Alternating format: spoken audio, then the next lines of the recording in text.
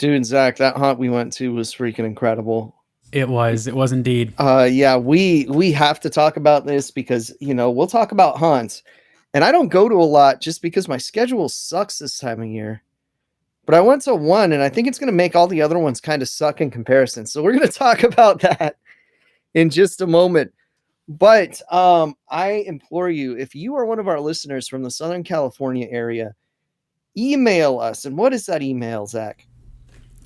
anothermiserablepodcast@gmail.com. Email us there and tell us of haunts you're going to, because we want to see some more stuff like this. Yeah, email us there, write us on Twitter. I would love to kind of hear like your favorite Halloween haunts out here in SoCal or any part of the country. Really, we want to hear about all of them, as we can only go to what's out here in Southern California. Unfortunately, I'd love to do like a whole like road trip travel someday and visit other parts of the country and other haunts, because I see so many things. In the meantime, I'll have to live vicariously through like Carpetbagger on YouTube. Yeah, which his stuff's great, but you know what? He didn't do the place we were at because you can't bring cameras in. You cannot. So we're going to give you a full description right after our spooky theme song. Ooh.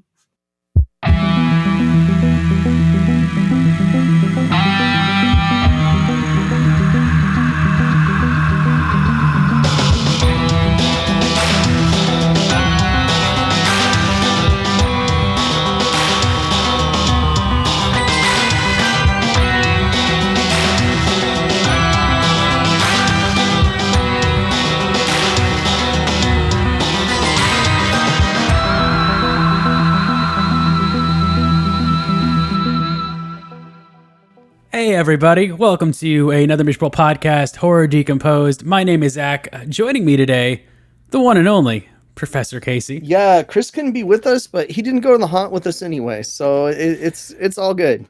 He is celebrating his anniversary with his lovely wife, Melody, who was on our podcast a few weeks ago. So big happy anniversary to them. Those guys are awesome too, my favorite people in the world. So happy anniversary, guys. Happy anniversary. They're staying in the Amityville house for their anniversary.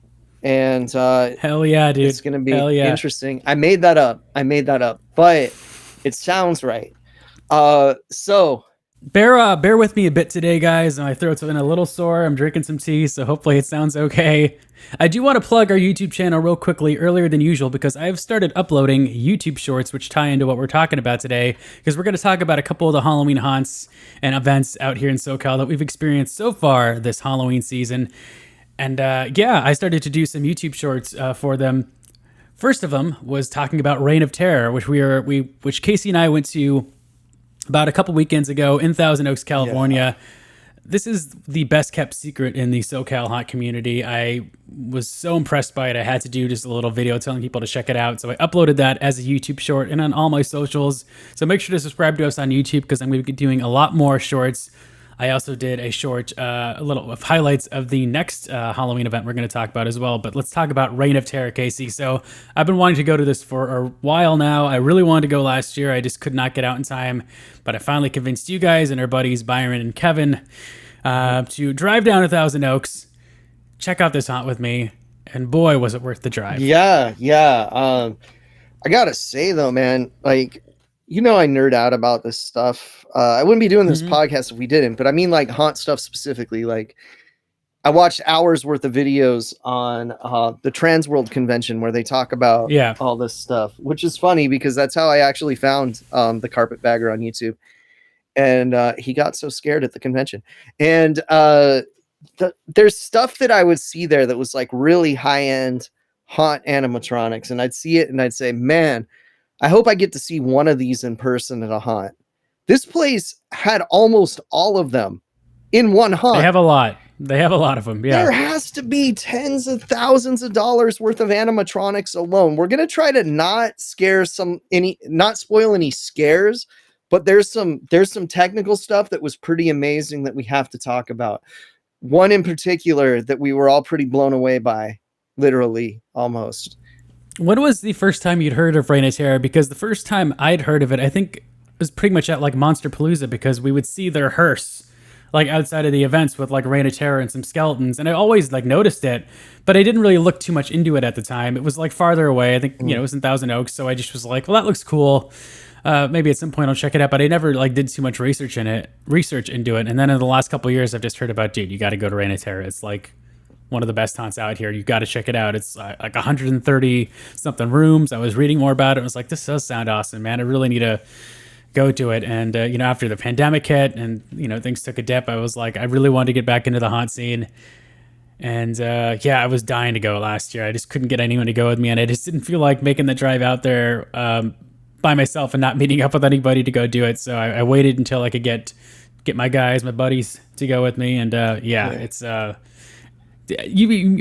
hearse I'm talking about. Yeah, that's probably the first I've heard, but I have heard my students talk about this before too and recommend it. Because some of my students live in Thousand Oaks. So it was an experience, man. First of all, got to give a big shout out to Bandits, the restaurant nearby, barbecue place. It was pretty good, dude. Yeah, if you like Wood Ranch, this is definitely a Wood Ranch style restaurant. Yeah, but really they serve prime staff. Rib. They serve prime rib, bro. Do they not do that at Wood Ranch? No. Okay. And I love prime ribs, so I would recommend. The onion rings are good. Definitely try the onion rings. Yeah, those were good. Probably stick with like the traditional barbecue. The burger was just okay. It was just all right. Yeah, I was pretty into the prime rib. I've had better, but I've had way worse. Then we went to a Halloween store that was like kind of like a bootleg ass Halloween store, but they had a lot of animatronics of children being murdered by clowns, like a disturbing amount. It was like an authentic Halloween store, man. I mean, I know you love your Spirit Halloweens, but I didn't get a Spirit Halloween out here this year. Burbank decided to not. Not to open Burbank this year. I tolerate Spirit Halloween at best, but yeah. I mean, to be fair, we're spoiled in Burbank because we have Halloween Town and the Mystic Museum and all those great stores year round. So we don't really need Spirit Halloween. No, we don't. We don't need Halloween City either. That place is garbage. But this place they had a walkthrough that you could pay money to go through. We didn't do it because we paid $55 for this haunt. And the reason we paid $55 for this haunt was so that we didn't have to wait in line. And we didn't. We were the second group that got to go through. Yeah, basically the first group. We went in I don't know, a minute after the last group, I would say. Yeah, it's because of the photo ops that stagger you a little bit. Because when you get in, they take a picture of your group and stuff like that. We did some photo ops. We had to opt for the immediate access because if you know Casey, he absolutely hates lines. Yeah. They're like his least favorite thing in the world. That's why I can't get him to go to any haunts ever. As much as he loves Halloween, horror nights with those lines, man. Yeah, as much as he loves Halloween, he hates lines that much more that he will not brave them for some Halloween fun. He loathes lines, which is why I always go to conventions super early, so we're at the front of the line, and buy golden bat passes and all that fun stuff. Casey, he's not a patient person. No, lines are terrible. So when I told him 5 more minutes before we record, I was testing his patience for sure. Exactly. I'm like, it's the last one, Zach. I'm going to the mall if you're another 5 minutes late. So speaking at malls, this is actually built inside the Jan's Marketplace, which is one of those outdoor malls that seems somewhere in between successful and unsuccessful. Like there's a good amount of empty stores, but then there's the ones that are there are going pretty strong. And they have a Sky Zone trampoline center there. Yeah, that place looked dope. If they could combine that with the haunt somehow. That place just looks like all your childhood dreams come true. And we were just staring through there going, man, I wish we were kids. Yeah, and we probably really looked so creepy doing it for adults staring in that window. Yeah, and we went into our haunt. Which it was a big, this felt huge, and it was in a good sized store, like something bigger than an Old Navy across from it at least. I do want to give props to the 3 scare actors that were out there working with all the folks in line. They were fantastic. They were 2 pig guys with chainsaws. I believe they were pig guys, right? Pig masks. Chainsaws. One pig guy. Yeah, one pig guy. One was like Sackhead Jason kind of, but more rotten. And then there was a zombie ghoul that was sort of she was kind of a Wednesday Addams sort of vibe, but gray hair and she was carrying a dead rat. She was rocking it, man. That girl, props to you if you're listening. Pig Dude had a possum, a human baby with a possum for a head. Yeah, they were really great at. I mean, like Ghoul Girl was really great at like ducking in under the lines and like sneak up on people and just making really creepy like cackling sounds. She got a workout doing that. She really did a lot of work. Yeah, she was fantastic. So really, I was upset that we like when you get out of this maze, it doesn't end up back in front. You like end up in a different part of the shopping center because I wanted to see like the kind of the lion and like if there are more. Because you exit through the gift shop. Yeah. Yes. Man. Okay. So but yeah, let's talk about the queue line because the queue in this is really themed. Okay, so I'm gonna wait 1 second for that because I think the queue line might be one of the sections that they're talking about. So okay. So here's how this place works, okay? 130 plus rooms of stuff, okay? Their website calls it 10 haunted attractions. That's kind of bullshit because it's one, because they're all connected to each other. You just keep walking through. It's a 25-minute like wanted walkthrough. I timed us at 28. You timed us at 28. I thought it was about 25. Okay, yeah. I trust your timing. Yeah, I set the timer on my watch when we were in the prison cell thing. And yeah, man, this is amazing. So yeah, the queue area that's on the inside was reminiscent of Pirates of the Caribbean. It was a bayou-like graveyard, but I'm wondering if it was one of the 10 themed areas because there's one called Unhallowed Ground that actually, no, you know what? It wasn't because I know what Unhallowed Ground was. Okay. So this doesn't count. This is its own thing. Okay. This was just a cool, like really themed. Yeah. It felt like you mentioned pirates. It definitely had a pirates sort of feel. It felt like a line for like a Disney haunt. Pirates mixed with like I don't know the Indiana Jones queue or something like that. Or Haunted Mansion if you got to go out in the graveyard scene. Yeah, it was a really great themed queue. So there are 3 like doors that you go through. They the great thing about Reign of Terror that I really appreciated, if you go to Halloween Horror Nights, a lot of the times there's so many people they have to let through, so you end up in like a conga line throughout the maze, which kind of ruins the tension a bit. Right. They navigate it better than others sometimes at Horror Nights. Some mazes there's a better flow than others. But if you end up in conga line, purgatory, it's unfortunate because it makes it harder on the scare actors and you're just not getting the experience that you should get walking through a maze. Here, they really do a great job of balancing that with their time. We felt like we were there by ourselves. I wasn't at the back of our group, so I don't know. We also were there at 7 p.m. when it opened and we had the front of the line passes, so we might not be the best judge. Yeah. There are a few people behind Byron and Kevin, and there was a group of girls in front of us. But there was, some space, and we like separated from them at one point. And they space you out. There's actors that hold you from going on to the next section. There's like a midpoint where they like take a break to like space out the groups again, and there's so 130 rooms. There's 10 different themes. Yeah, and I've got a list of the themes. I can kind of go in the order I kind of remember us to go in for some of them. That's the thing. There's so much going on. This is sensory overload, and you're not allowed to record anything. So we're probably forgetting like half of the cool stuff that happened, but you know what? That's just leaving it for you to discover. Oh yeah. Because halfway through this, Zach turned around and he's like, dude, I don't want this thing to end. And I'm like, dude, me either. This is amazing. It's like a freaking adventure going through this thing.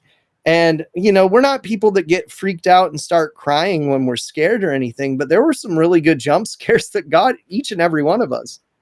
We have fun getting scared. Yeah. It's not like it ruins our lives or anything. We enjoy it.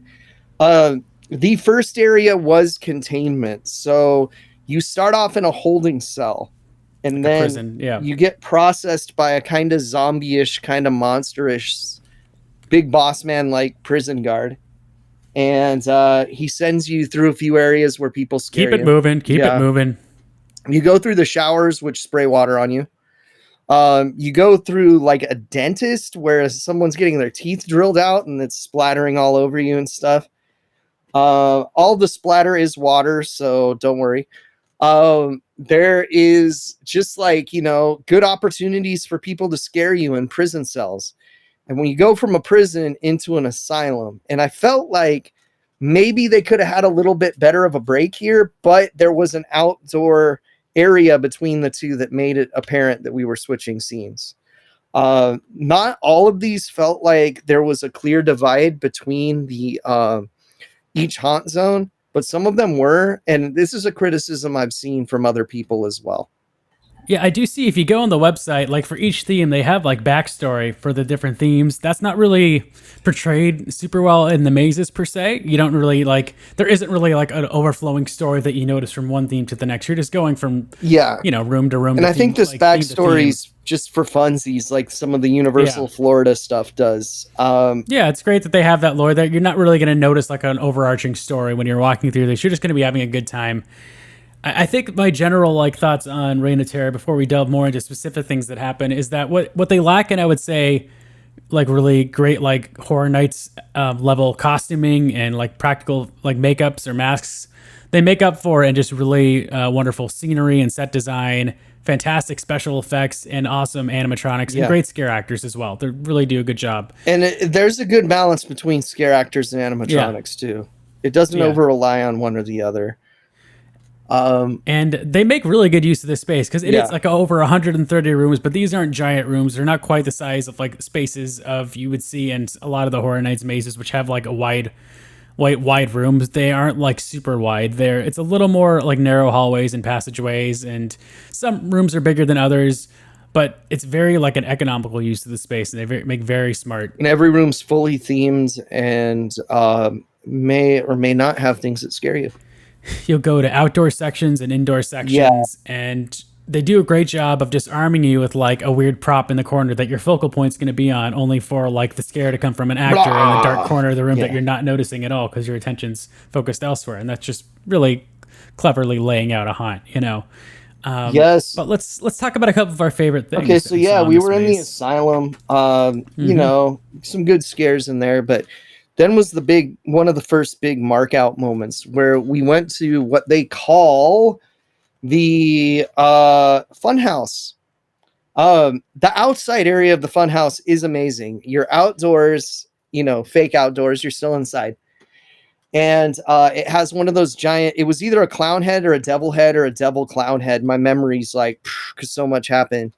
But we're all like, oh man, this is like one of the coolest things I've ever seen. And you walk through the mouth, and you're in a fun house that smells like candy. And that one was pretty cool. There was some stuff in there, like the rooms where everything's just dots, and you walk through and you see people walking around you. Oh gosh. And they're not doing anything. They're just walking around to fuck with you, and it's amazing. There's one room, was this in the funhouse section? Like it's an all like stark white room, like with like a blinding like light in your face that you cannot see. That might have been the asylum, because I think it was supposed to be like an effect of us going crazy. Because first we went through this stark white room. We did not see the boundaries of the room. All of us are having to grab each other's shoulders to get through it. And I'm in front, and I'm just like, I have no idea where I'm going. And I'm like, Zach, I got you. And then Kevin, I grab his arm, I put it on my shoulder. I'm like, follow me, dude. And we go through. And then it puts us in this completely dark room, because it's those airbags that close in, and you have to push through those to get out. And then you hear people screaming like someone's going to fuck with you the second you get out of that thing. But surprisingly, there wasn't. We ended up at the entry to the funhouse. And funhouse was pretty cool. It had some good things to it. I'd say atmosphere-wise, the sets were amazing. Scares, it was clowns and stuff. Man, what do you expect, right? There was a fantastic giant, like one of the biggest animatronics I've ever seen. It was like a huge, like a devil clown head or something. Yeah, and it like, was big. It comes like out of nowhere, and huge animatronic. That was really cool. Yeah, that was some good stuff. Then is where it gets a little murky, because there's one called Infected and there's one called Quarantine, and they're both kind of zombie themed. Mm-hmm. And that's where it's hard to tell, but there were some really cool animatronics in here. If you've ever seen the animatronic where it's 4 zombies walking down a hallway towards you, they had that. They also had the one where you walk down the hallway, it goes Resident Evil style through the walls with them grabbing at you. Hands coming through the walls. But they also had real dudes doing the same thing from the ceiling. And kind of amazing. Yeah, so if you've ever wanted to live out that scene in Labyrinth with all the hands were grabbing... Mm-hmm. Grabbing at you. Yeah. Just don't touch anyone. And then there was one of those spinny rooms here, which I think was supposed to be us catching the zombie virus and affecting our brains or something. This is one of the, if you went to Universal House of Horrors, you'll know they had like a spinning room. Or if you've been to Universal Studios and gone through the old Avalanche Cave from the $6 Million Man, which later became Dante's Peak, which later became the Mummy portion of the Universal Studios tour. Yeah. It's one of those. This one, I feel like it actually may have been tilting us while spinning because I think it was. That was like the best of those I've ever been through. Yeah. There was like a motion effect to it. It's not just like it looks like you're moving because the tunnel's moving. Yeah, because otherwise you close your eyes and you don't feel it, but this one you still did. The bridge was like what we were walking on, the gated like bridge beneath those. We were definitely moving on it and tilting on it, and it was pretty gnarly. Yeah, it was cool. We're all like grabbing the handrails like old people trying to scrape our way through this next room. And then there was the Miner's Revenge was what I think was next. This is one of the cooler sections in there for sure. Man. Okay, so no, this isn't My Bloody Valentine because this uses all original IP. Except there was a nun in there that might have been the nun. You know what I mean? It might have been Valak. There was no might about it. Yeah, it was Valak. The Miner's Revenge, there were guys popping out, dead miners and stuff like that, but there's this one part that was amazing. And keep in mind, as you're walking through, there's like these weird planks that you walk on that are like squishy, so it makes it feel like you're in a place that's about to fall down, right? And then this live actor's like, go, go, go, go. This is going to blow. Get out of here. Get out of here. You go into the next area, right? And there's an animatronic of a dude pushing down on a plunger. And he waits until me and Zach are on the freaking bridge to do this. And he blows up the room. It's amazing. Like light, smoke, shaking. Red smoke comes up. It shakes. It's nuts. It's one of the coolest things I've ever seen. The bridge collapsed. We lost Byron. Yeah, Byron died. Just joking, Byron. No, but there was a point where Byron got lost and we... Oh, yeah. Yeah. Well, he did get lost at one point. That is true. Yeah. But then we went to the Unhallowed Grounds, which were a haunted church, and this is where the nun was. This is also a part that I would like to complain about, Zach. Just people dropping paintings and they're screaming at you. You know, people dropping the paintings and jumping out. There's a girl that was screaming at the top of her lungs. She's doing it right into your fucking ear. And that sucks. And that could cause hearing damage. Don't do shit like that. Come on. She was good. She caught me off guard. Well, yeah, but Byron said the people behind him were really fucking pissed off about it. And I wasn't too happy with it either. It really hurt my ears. Yeah, there was something called Casa Blood, which I assume was where the animatronic vampires jumped out at us. Like, there were some really cool. There were some really cool outdoor like sections in between a lot of these themes that I really enjoyed, like graveyard scenes, scenes where we'd see we saw a very prominent celebrity figure of someone. Tor Johnson. Yeah, he was on the porch in a grave in a casket. And I'm like, oh shit, Tor Johnson. There was an animatronic raccoon. Oh, pretty great. A rabid raccoon that jumped out at us. There was also kind of a wolf that jumped out at us. That might have been Casa Blood also. But the highlight of what I think was Casa Blood was when those vampires jumped out of the wall right into our faces. And these guys are all Casa Blood? I think so, because they were vampires. That was... So they look like two like creepy like girls. I was sure one of them was a scare actor when I first saw them. So you're going down, you see at the end of this room two like figures. They look almost like kind of dolls, or Casey was saying they're vampires. And one of them almost looks like, I don't know, Samara from The Ring or something like that. Very long hair, heads down. And then all of a sudden these figures fly at you and they get so close to your face, like way closer than you would think. Yeah, I stayed put to see how close they would get, and they got really close. They were like some of the craziest animatronics I have ever seen. Like, I totally caught me off guard. Like, I like staggered on one foot, like falling back. Yeah, these guys. That was cool. I've seen the effect before. That's why I knew what to expect a little bit when they started jumping, but it still caught me off guard a bit. It was pretty cool. There was also just one called the Haunted House that it had a total Haunted Mansion vibe. That place was so cool with the skeleton playing the piano. Yeah, it was maybe my favorite room in there. Just thematically, it was almost like a bar area. There was a skeleton playing a piano, which is a great looking effect. Reminded me of the Magic Castle. Kind of light I on loved that scares vibe. in that area. Yeah, but it was more like just kind of a mood. There was less scare actors in there, and I don't know if there was just a few. Like I had a feeling there were supposed to be a couple more in there, and maybe they were on break or they weren't. yeah, because there were a short-staffed. couple spots we didn't know where to go, and Yeah, basically don't walk towards the black curtains that say exit over them. That's but the haunted house theme was really like a kind of a haunted doll, I would say, vibe. They were definitely going a lot for of that doll dolls sort of- around. Yeah. Yeah. One of them was a person. Yeah. I think we've covered all of. Oh, there was Inbred, which was like Texas Chainsaw Massacre shit, and it had a chainsaw guy. I gotta say, for something that uses chainsaw guys, they use them very sparingly. There's only a couple, and they also are muffled and sound isolated so well that you don't hear them coming, which is amazing. Universal can learn from that shit big time. Yeah, I can't stress enough how great the animatronics are in this maze. There's one section where you're going through. I don't remember what theme it was, but like overhead, like a zombie thing, like falls down and like starts grabbing at you with his one arm. Oh, the and one that almost hit me. Yeah, it was like a hanger zombie. yeah, and, that was in one of the houses near the end, and yeah, that one. I'm like, I'm a tall dude. That was like head level. yeah. There like, were just whoa. so many. There's so many great gags and attention to detail here and wonderful moments that I really can't wait to go back. I would love to go back again this season. 5 out of 5 from me, bro. Yeah, this was fantastic. If I had one complaint, maybe a slightly bigger final moment when you're ending, because it just sort of like it ended and I was like, oh, it's over. But like that's a real nitpick because it's such a great, it's a 28 minute, according to Casey's watch here, walkthrough experience. And we were going at a decent pace. It's not like we were like, Oh yeah, we weren't like crawling through there. We were no, going. we were trying to enjoy it and appreciate every moment, but we weren't like dogging it either. We were moving at a steady enough clip.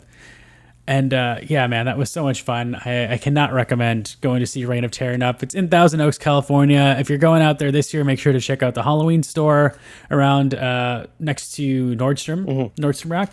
And Dave and Buster's. Yeah, Dave and Buster's is there as well. It's a nice little shopping center, and Reign of Terror, just one of the best haunts in SoCal. Again, this is a more hardcore haunt experience. Not that it's an extreme haunt, but if you really just want a good walkthrough haunt, this isn't like a full scale event like Halloween Horror Nights or Not Scary Farm or anything like that. If you're looking for more of an event night, you're going to want to go to one of those places. But make sure to experience both because this is a wonderful independent haunt. This is quality over quantity, but there's still a lot of quantity there. Yeah. Having done Halloween Horror Nights this year and this, as far as a walkthrough haunt, I thought Horror Nights was great this year, but like, there's nothing quite like going through an extended haunt like that. I'd never experienced anything to that measure, and so it was really, really cool. And I'm craving more of it. Like, I really want to find more haunts of that line because it was such a fun just experience. You really feel like you're in a horror movie, and it's great. So Zach, you went to another one, right? I did. Speaking of Halloween events, this last weekend, my buddy Reed and I went to Nights of the Jack. This is in Calabasas, California. This was my second year going. I don't know when it started, but it's quickly becoming one of my favorite Halloween events in Southern California. And Calabasas means pumpkins, dude. Like, it's made for this place. That makes sense. So what Nights of the Jack is it's basically a mile-long pumpkin trail of like lit up jack-o'-lantern displays. All sorts of different themes that you walk through. This is so cool, guys. They have a whole like area before the trail with like food trucks. There's like a live pumpkin carving demonstration with a fantastic pumpkin carver. There's like a speakeasy bar. There's plenty of benches for like to sit and eat. And, it's certainly like a family friendly event, which is great. Nice. But yeah, there's so much to do. My recommendation is if you are going to go to this event, go to one of the earlier time slots because Reed and I got there. Our time slot was 8 to 8:30 and we ended up getting there at 8:30 and we were fine, but it's going to take you about an hour to walk through. Okay. And this thing kind of closes early. I think they have time slots at like 9 or 9:30 maybe. But like the bars and stuff and like all the food trucks close at about 9:30. So by the time we got out of the trail, like the bars were closed and we wanted to get a drink. So we ended up having to go somewhere else to get a drink, which I was a little disappointed by just because the bars looked fun, but that's okay. So onto the trail itself. And there's all sorts of awesome like little cartoon cutout characters throughout. Before you get to the trail, like a Frankenstein and the Wolfman and the monsters, and there's some like really great goblin-y looking dudes by the bathrooms that look like super stoned. That are hilarious. Nice. Like specifically the ones by the bathrooms look like they clearly just had some shrooms or something. These monsters. Oh Jesus. It's hilarious. So yeah, there's it's just some great scenery. This, if you want to feel like in the Halloween mood, you have to go to Nights of the Jack. So we got to go to the one that's in the promenade by the Topanga Mall, because it sounds kind of like that, but in a dead mall, which is awesome. That's Halloween. Yeah. I think, is that what you're talking about? I do want to check out Halloween, and I'd definitely be down to do that this year. That's also another family-friendly event. Mm-hmm. But if you really want to be embraced in like the glow of Halloween, Nights of the Jack is a pumpkin trail. And you're seeing all these jack-o'-lantern displays. Keep in mind, these are all made, I'm pretty sure, using like the fake kind of jack-o'-lanterns you see at Michael's or something, because those aren't going to rot. You know, you can't really use fake ones for like a month-long, display. It's going to smell like shit. Yeah. They're going to look terrible. So yeah, no, these are all, used like the fake. I don't know what material is made of those pumpkins are made of. It's kind of like foam core, but stronger. Yeah. Yeah. But they look great. All different sorts of colors. The first section we walked through was like underwater, so you have like these turtles, and they have like bubble machines going, so it really has this underwater vibe. Did they have the underwater effect that Rot had, where the laser light was over smoke to make it look like you were underwater? They had like blue sort of lights. It wasn't a laser, but they had like bubbles going. Oh, because this is outdoors anyway, right? Yeah. Okay. Yeah. They had like pumpkin jellyfish. They have these turtles that are made of a bunch of different like pumpkins. Most of the displays here are like a bunch of pumpkins put together to form these like animals and creatures and characters. It's great. And then there's a shark. And Casey, I want you to. So I mentioned a YouTube short. I put it together a little highlight package of Nights of the Jack, of some of my favorite things at the event on our YouTube page. I tweeted it out on Twitter. So Casey, I want you to check this out so you have a little bit of a visual. If you want to see more of it, you can check out my Instagram page, Instagram.com/Earth2Zach, Earth the number 2 Zach is Z-A-K. There's a few more highlights on there. But if you want a little video I put together on our YouTube and on Twitter, Nights of the Jack, it is so cool. Yeah, this place looks great, man. I'm taking a look at it right now. Definitely looks cool at night. I see why you want to go for a later one and have nighttime. Oh, you make sure it's dark out for sure. Yeah. I mean, I think that it starts at 7 or 6. Maybe it starts at 6. Underwater's got very SpongeBob vibes.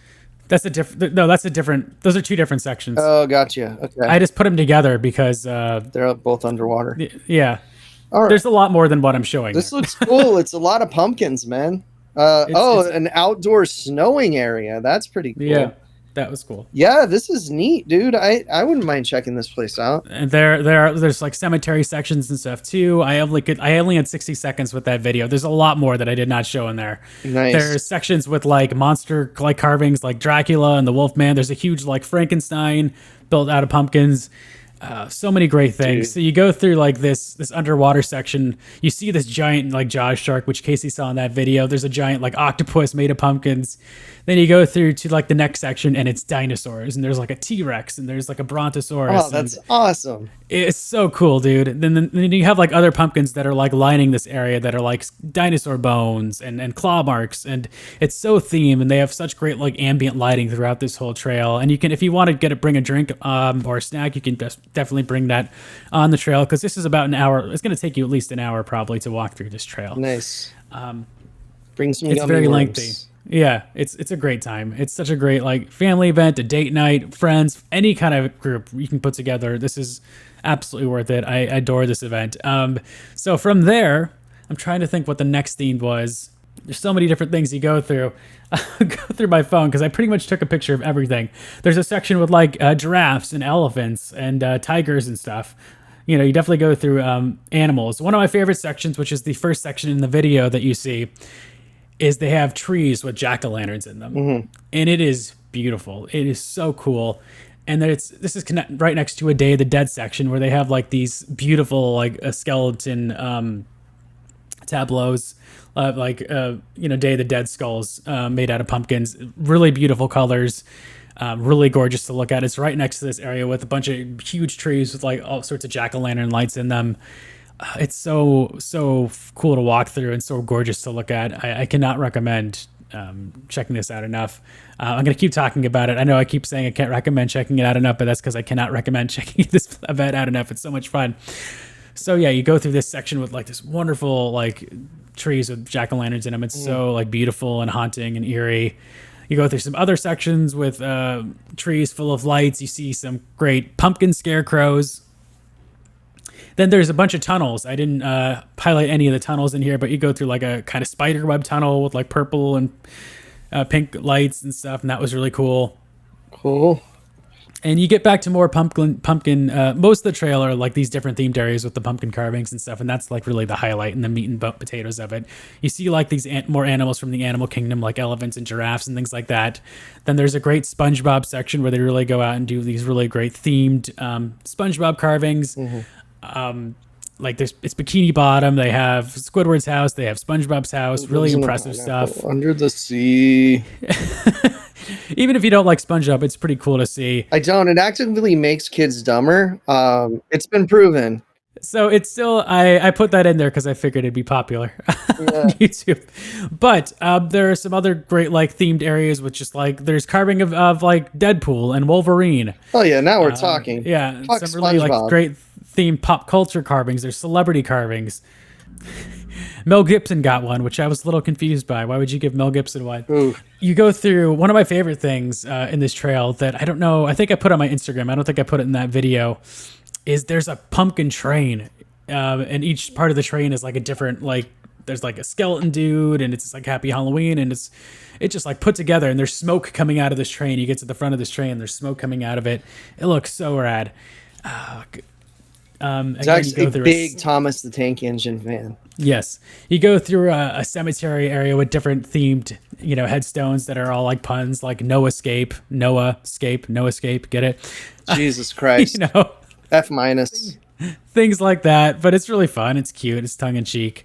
There's a huge like light field with a giant like pumpkin, which you can see in that video of a giant like pumpkin coming up. It's like a cube with a pumpkin and a big light field. And then there's another area right next to that with just a bunch of like lit up jack-o'-lanterns. Really, really pretty to look at. And they're playing great music throughout this whole thing. A lot of, as we and Reed and I kind of described it as like off-brand Danny Elfman. Okay. Which was a lot of fun. It feels like Nightmare Before the Christmas Eve without being Nightmare Before Christmas. A couple sections have their own theme music, like the underwater section does. I mean, most of them do, but I think the overarching like theme music was sort of like off-brand Danny Elfman, and we really enjoyed that. And there's just so many great areas. I don't want to spoil every single thing you see, but this is a really fantastic event. So if you like, just want to like, again, steep yourself in like the Halloween scene and vibe and just like that atmosphere, like Knights of the Jack, a really, really great event. It's not too expensive. I think it was, I don't know, $30, $35 maybe, something like that. It's absolutely worth it. It's an hour-long walk-through trail, and then there's like $10 for parking. Split it with someone if you'd like. It's totally worth it. It's one of the best Halloween events in Southern California. Absolutely, you get your money's worth. Nice. It's fantastic. Nice. So Casey, I'm going to be upset if you don't go. Prepare to have your heart broken. You don't want to go? You didn't see that video and go, I need to check this out? Yeah, 50-50. I don't know. I need to be scared. I need to be scared. And you know what? Big part of this month is being scared. Big part of this was a Hulk Hogan pumpkin. That was kind of scary. Oh shit. Did it drop an N-bomb? I could send you a picture of it. It wasn't like yeah, we're not fans of Hulk Hogan on this podcast, just so you know. Racist piece of garbage. Yeah, maybe was he next to Mel Gibson? Because that would make sense. No, he was in a sports section. There was no Andre pumpkin. It was kind of bullshit. Yeah, it is kind of bullshit. Just get a really big ass pumpkin. Dude, so part of this month is being scared. And I've challenged myself to try to get at least 31 horror movies. I'm not doing one a day because I have a shitty schedule. I have to watch a lot of them on the weekends, okay? But I'm already a little ahead this month, and a couple of the movies I saw were new, and I'd like to share them with our listeners really quickly. Not a whole lot of stuff. First of all, I think we owe a little bit of an apology to one Robert Cummings on this show, Zach. Okay. Also known as Rob Zombie. Is that his last name? Yeah. Oh, okay. Yeah. I didn't know that. I'd change it too. The Munsters was actually kind of dope, man. I was pretty into it. Let's do so we do have I have a movie to review as well, so let's do it. This is Don't Cross the Streams.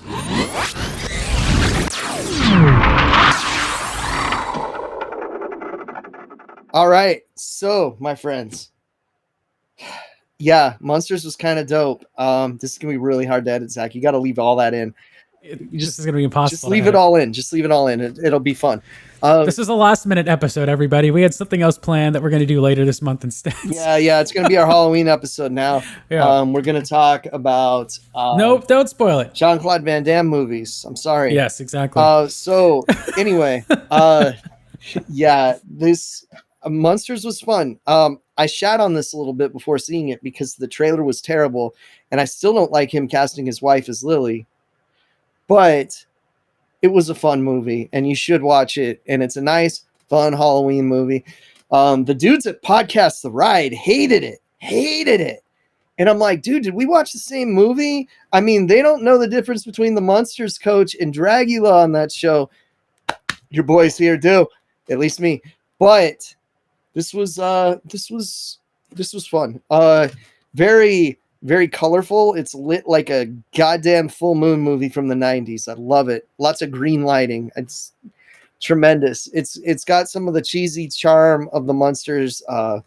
Elvira's in it. It's not doing great on IMDb, but since when do we, use that for anything? Fuck IMDb. Use Just Watch where it's all right on there. Or Letterboxd. No, and I wasn't gonna watch it until I saw people that I really like their opinions on Twitter. Like Owen, thanks homie for saying you like this one. It got me to watch it, and I thoroughly enjoyed it. So I recommend it. If you respect my choices, watch it.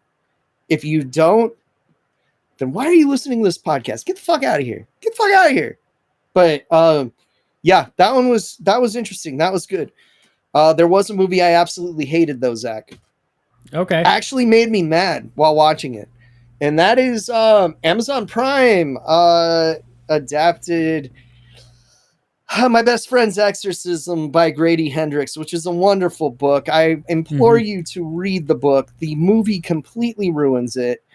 I often say movies need to chill on like the super long runtimes, but when you have to cut out all the character development and friendship building that's necessary to this story just to fit in some poorly CGI'd versions of the main gags in the book, kind of sucks. There's none of the friendship stuff. If you've read the book, the E.T. roller skating party is not in this movie, and that's all that you need to know it's a piece of shit. Okay. That sounds awesome. Yeah. It was very integral into the friendship of the main characters, and you don't get that development of the friendship. So when one gets possessed and starts being an asshole to the other one, it doesn't hurt your heart like it should. It doesn't bother you like it should. They changed the ending. It had like this bittersweet, just lovely ending in the book, which I won't get into, but just say the movie doesn't do it. Okay. And, yeah, a huge disappointment. This is the first thing by Grady Hendrix that's been adapted, and I hope he has better luck in the future, because right now he's got that Stephen King track record. Yeah, sorry, Grady. That's too bad. We love you, man. Your stuff's great, but goddamn, they butchered it. They massacred my boy. Also, tried to watch the new Hellraiser. It's 2 hours long. I didn't have enough time to watch it for the show because I was watching it today. And but I can review the first 30 minutes. Shit doesn't happen for the first 30 minutes. I saw 2 Cenobites for maybe 2 seconds. Speed it the fuck up, boys. That's all I'm saying. How about you, Zach? Those were rapid fire. What do you got? You said this was one I would like, so I really want to hear about it. I will. I do want to say, just in general, I've been really impressed with this like fall season as far as like the horror movie output. There's been so much to come out. There's so much I still need to see. I still need to check out Smile, which I've heard good things about. I've heard great things about it, even though I do want to. Yeah, people who say great things haven't seen Get Out, and it's just a ripoff of Get Out. So, I mean, not Get Out. It Follows. It's a ripoff of It Follows. I was like, how is it a ripoff? Yeah, of Get Out? Apparently, They're really racist when they're smiling. No, it's a ripoff of It Follows. But hey, we knew there were going to be 50 ripoffs of It Follows. This is just the first one we got, right? I mean, it seems kind of like It Follows meets The Ring kind of thing, based off the vibes I picked up of it. So I'm excited to check it out. I heard Sosie Bacon's great. So no, one of my students was like, "Oh, it's super long. It's under 2 hours, slightly." So that's still longer for a movie like that than I would expect. So yeah, they gotta chill on the run times. 80 minutes is my sweet point, man. Just make an 80-minute movie. I'm happy. Yeah, I'll go for 90. What was my film festival rule, Zach? Under 90 minutes. There's a reason for that. That's Casey's rule for a lot of things. Yeah. I mean, like, look, man, if you're taking a dump for more than 90 minutes, you probably got to see a doctor, right? Anything else, it just starts to hurt. You know what I mean? Yeah. So, Zach, how long is this movie? I do want to say, I mean, we have the Chucky TV series coming out. We have I've heard good things about it. That was me adding the fart sound, by the way. Mike Flanagan has the new Midnight Club series coming out. Looks dope. Yes. It's out. It's out, by the way. Yeah. Guillermo del Toro has an anthology show coming out at the end of this month, which looks fantastic. I'll believe it when I see it, Guillermo. You late motherfucker. You're worse than Zach. We have VHS 99, which comes out this month, which ties into the movie I'm about to talk about. VHS 85, which just got announced. Mm-hmm.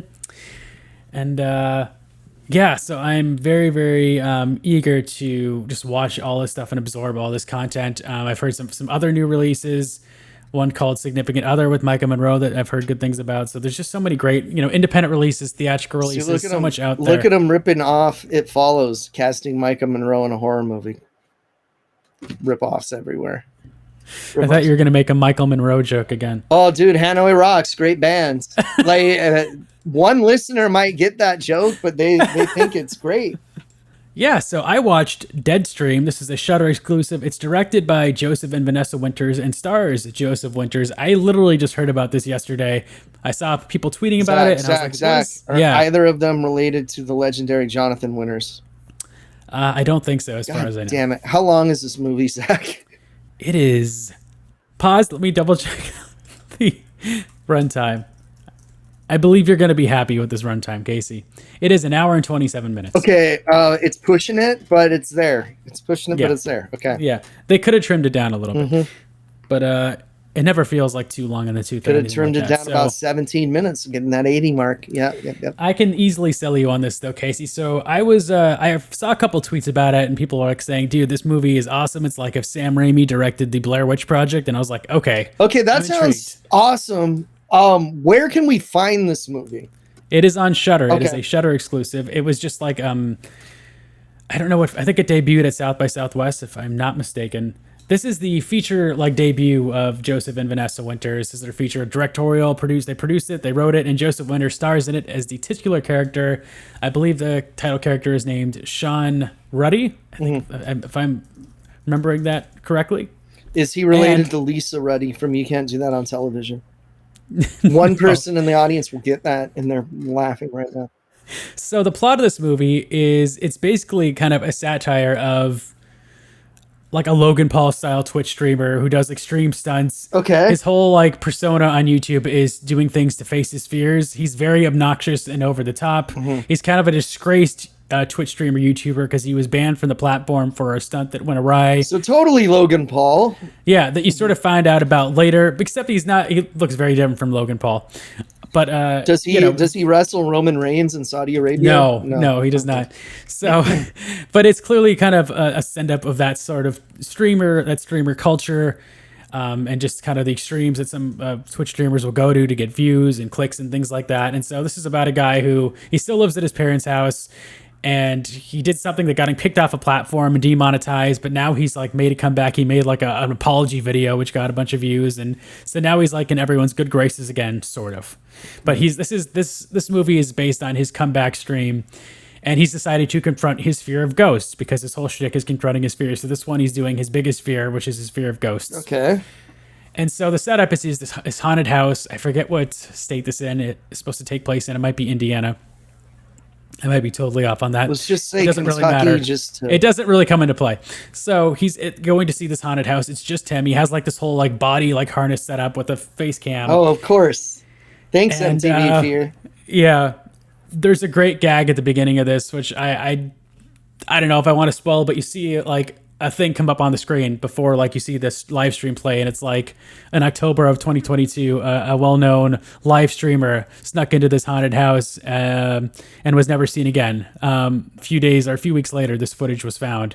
And then he pans back and it's him holding up a t-shirt going, this t-shirt is now for sale in our shops. So he's outside this haunted house. And he talks about how, like, if anything weird happens in this house, I have to investigate it.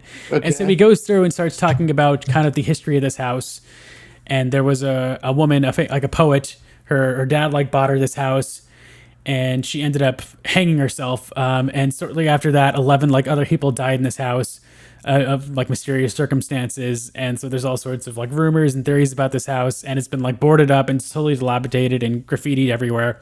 And so he goes up and he starts like putting up cameras in this house and stuff like that. He has a giant tablet so he can like cut to different feeds. And he says like, if we see anything on these cameras, it will cut into the feed.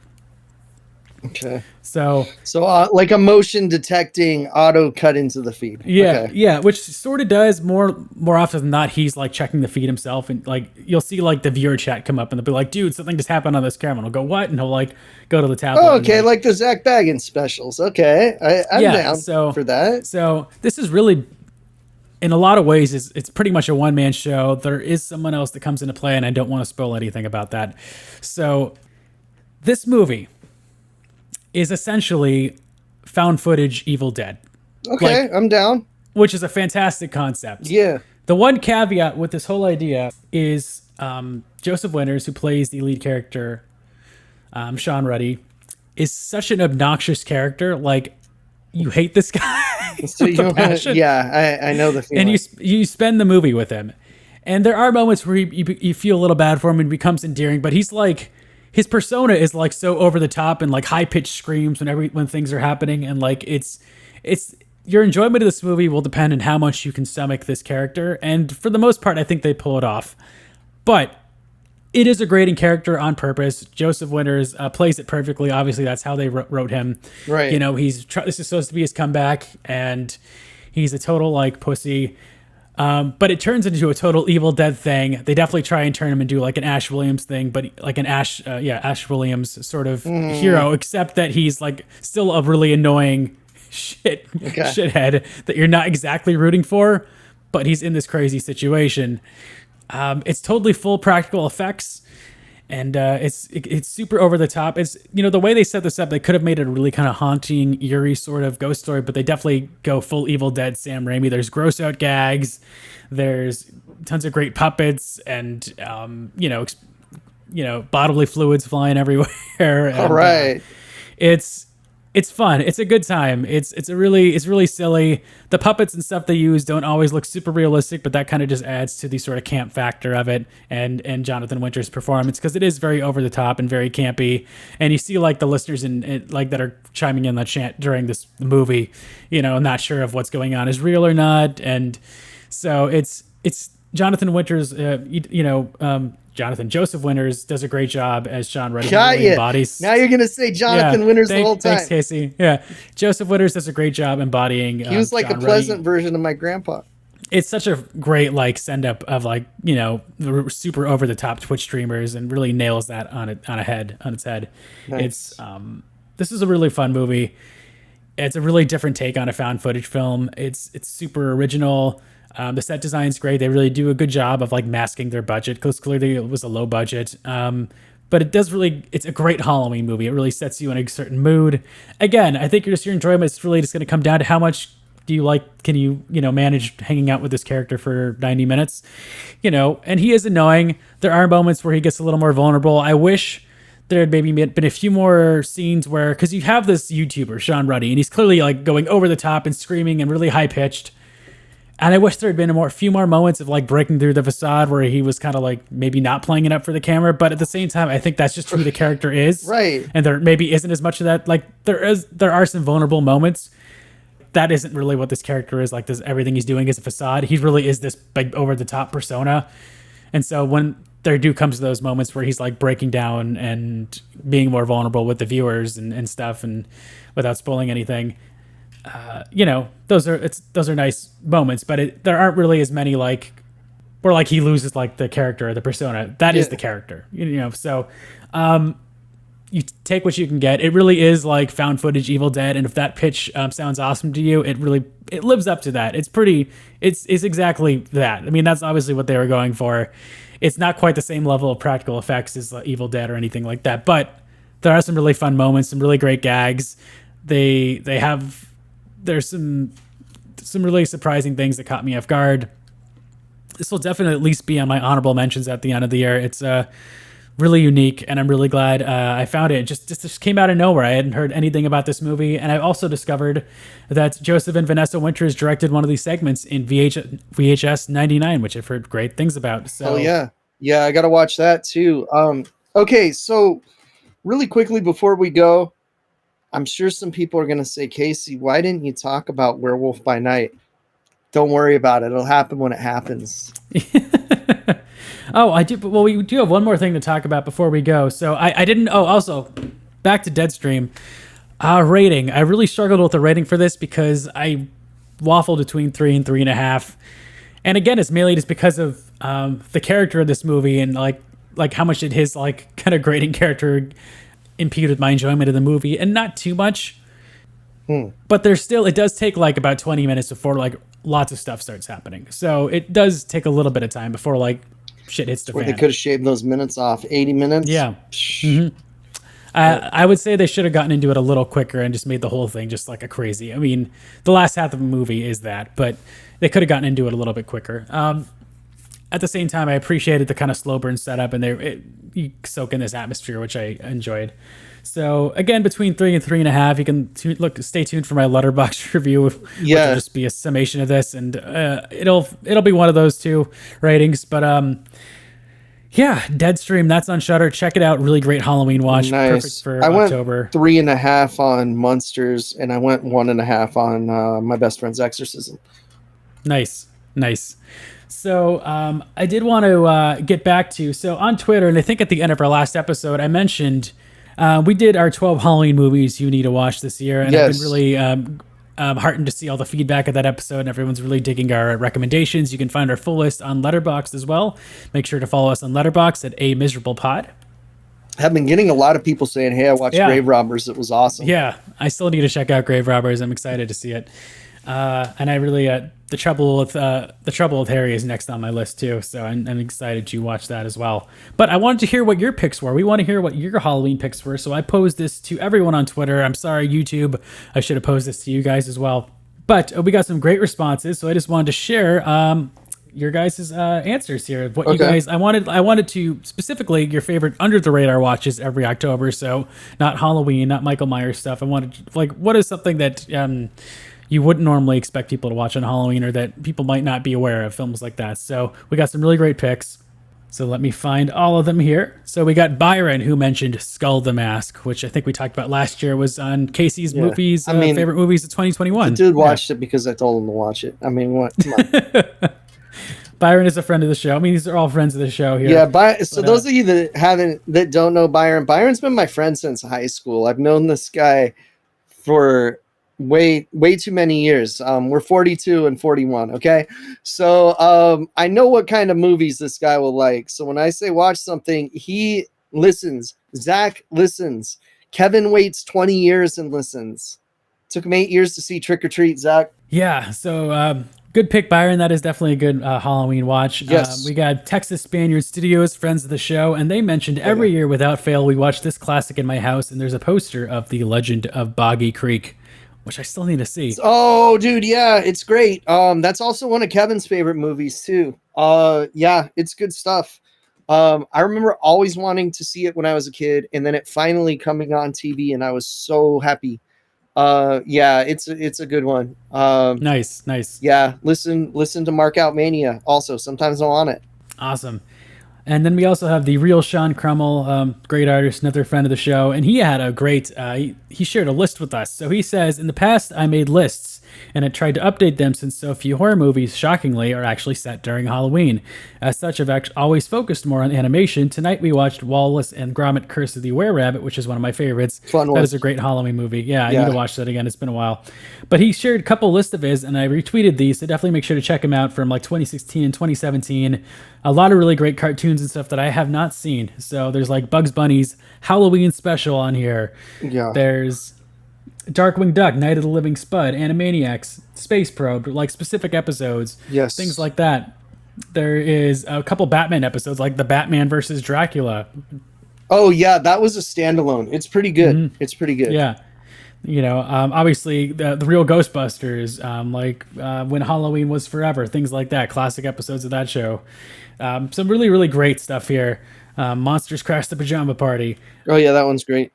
So thank you to Sean for sharing these lists. Yeah, thanks, I highly Sean, recommend dude. checking our Twitter account. I retweeted them. There's some great stuff on there. So if you're looking for some more cartoons and things to watch this year, check out Sean's list. He has some great stuff on there. Yeah, dude, Sean has a really good list of Halloween stuff because he's always bringing up stuff that I've forgotten about, and I'm like, oh yeah, that was like totally awesome.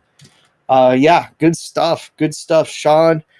Good stuff to Byron and the Texan Spaniard Studios. I'm not going to use government names here just in case. If you want to know their real name, you have to listen to Markout Mania. Yeah, so that's about our episode. Thank you so much to everyone that replied to us and gave us some feedback. Really, really appreciate that. And as Casey said, we posed to you, what are your favorite Halloween haunts this time of year? What do you like to do? What are your favorite events to do in October? Tell us. It doesn't matter what part of the country you're in. We want to hear about it. Yeah, but if you're in SoCal especially, we might go. So write us. You can email us at anothermiserablepodcast@gmail.com. You can reply to us in YouTube in the comments section. Write us on Twitter. Anywhere at all. We'd love to hear from you. Yeah, great stuff. So as always, speaking of Twitter, make sure to follow us on our Twitter page, twitter.com/AMPHorror. You can also subscribe to us on YouTube. Do that. Again, I'm going to be uploading more shorts like the ones I just talked about. Definitely going to be more active on that. I'll probably upload all the promos I do to our YouTube shorts as well. Just want to stay more active in that regard. So, who knows what'll pop up. So we're not a video podcast, but I'd like to have some more video content on there. So definitely stay tuned for more YouTube shorts.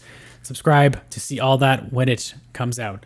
And then you can follow me on my personal Twitter account, twitter.com/Earth2Zach, Earth2Zach, Z-A-K, as well as my Letterboxd. Same thing, Earth2Zach, and Instagram, Earth2Zach, Earth2Zach, Z-A-K. Casey, where can they find you? I'm at Lucha Gringo on Twitter and Letterboxd and PlayStation Network, Epic Games. You want to get pwned on Fortnite like a fucking noob? Go for it. I do want to give them a little teaser for our next episode, Zach, but maybe one listener will get this. Maybe two. Okay. Let me plug Kris's Twitter and stuff as well. He wasn't on the show. He wasn't on the show. He's part of the show. Follow Kris, twitter.com/KrisPistol, KrisPistole, and his letterbox under the same thing, Kris Pistol. And check out his and Melody's podcast, Can You Hear the Pod Tonight? You might even hear a familiar voice on an upcoming episode. Wait, I thought it released already, Zach. No, it has not. Oh, okay. My bad. It's not me, it's Zach. So spoiler alert. I don't watch Disney movies. Okay, so a hint for our next episode, our Halloween special. If you were to talk to our friend Glenn Danzig about it, he would say that these stories are all documented, all true. You'll either get that or you won't. If you don't get it, sorry, pal. I don't know if I got that. I'll tell you after we close. All right, everybody. Hope you're enjoying this Halloween season. We got a few more weeks of this, so soak in every moment. Yes. We'll see you next time with our Halloween special.